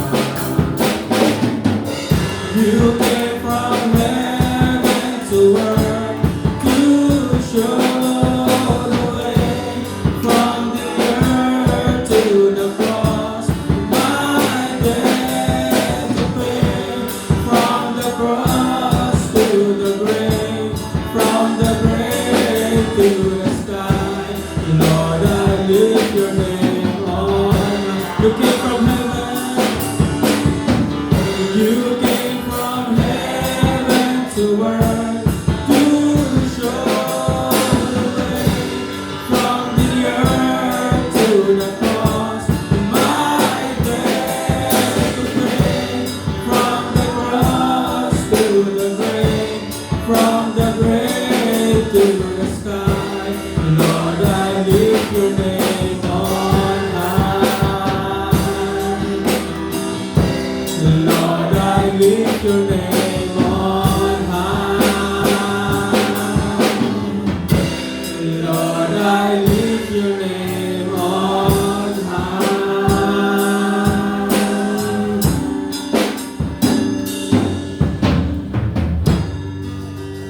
Panginoon, salamat po sa aming natapos na gawain, sa isang malayang pagpupuri at pagsamba, sa iyong mga salita na nagpapaunawa po sa amin ng katotohanan, kung Lord, kung paano po kami mamuhay sa katotohanan, mamuhay ayon sa iyong kalooban. Lord, dalangin ko po na gawin mo po aming ilaw ng sanlibutan ito.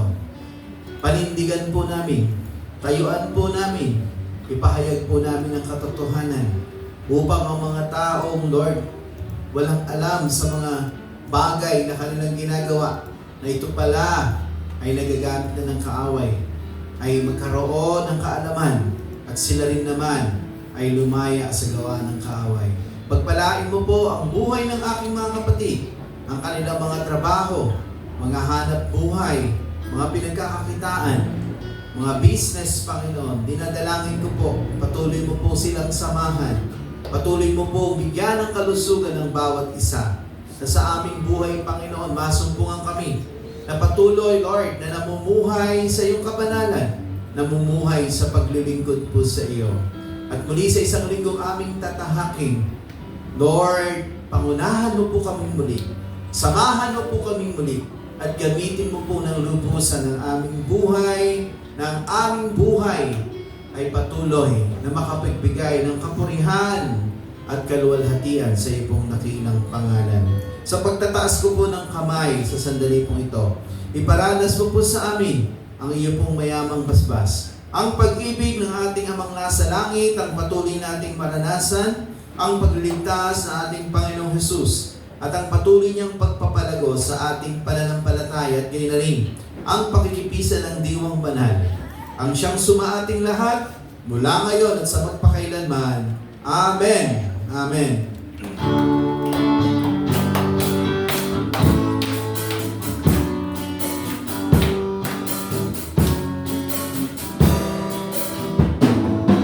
The Lord bless you and keep you. The Lord make His face shine upon you and give you peace, and give you peace, and give you peace forever. The Lord be gracious to you. The Lord make His face shine upon you and give you peace, and give you peace, and give you peace forever. God bless you po. Mamaya po pala sa San Isidro, hindi po kami makakasama. Pero maihahatid ko po kayo mamaya yung mga pupunta po doon. 2:00 po ang ating pong pag-alis. Pero po yung sundo, hindi na po dahil meron po kaming, practice ang district lab po natin. Doon po sa IRM Kainta. So yun po, bali pupunta po doon. Pag uwi, magko-commit na lang po. God bless po sa ating lahat. Amen. Sige po, tayo po muli yung magkamayan po. Hallelujah. Walang iba katulad mo.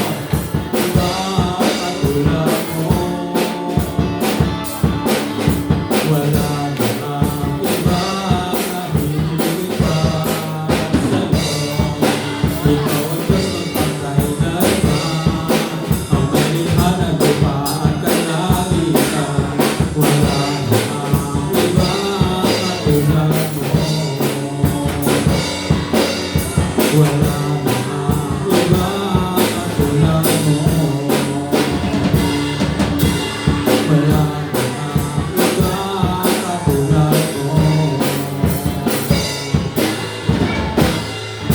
Maraming salamat po. See you next Sunday. To God be the glory.